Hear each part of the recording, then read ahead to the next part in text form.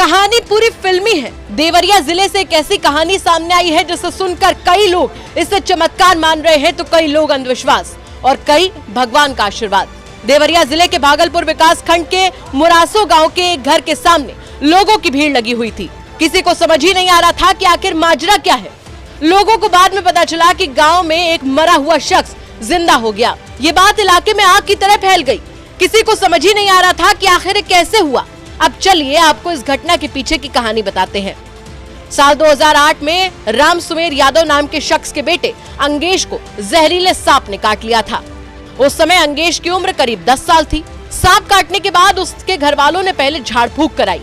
हालत बिगड़ते देखकर उसे अस्पताल ले गए, लेकिन डॉक्टर्स ने उसे मृत घोषित कर दिया। जिसके बाद उसके पिता ने गांव वालों के कहने पर उसकी डेड बॉडी को केले के तने में बांधकर सरयू नदी में बहा दिया।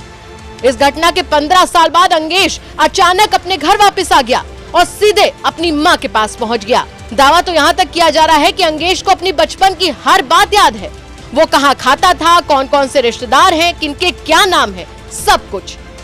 इसी गांव में पढ़ाने वाले एक टीचर ने यूपी तक से बात करते हुए कहा कि उस शख्स ने उन्हें देखते ही पैर छूकर प्रणाम किया और बताया कि उन्होंने उसे पढ़ाया है।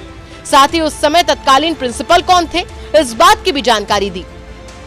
हाँ, एक लड़का जो आपके गांव का है, एक लड़का हमारे गांव का 15 बरस पहले लगभग सर्प काट दिया, उसको नदी में विसर्जित लोग कर दिए केले पर।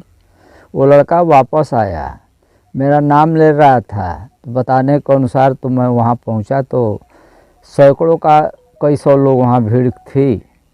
और जब हम उसके पास पहुँचे 10 कदम दूरी पर से ही वो पहचान करके पैर छू के प्रणाम किया। मैंने कहा कैसे पहचानते हो, तो मेरा नाम श्यामानंद बताया। कहा कि जिरासो स्कूल में आप 6 में हम पढ़ते थे और हम कनकाला को हमको 2-4 बार मारे भी हैं।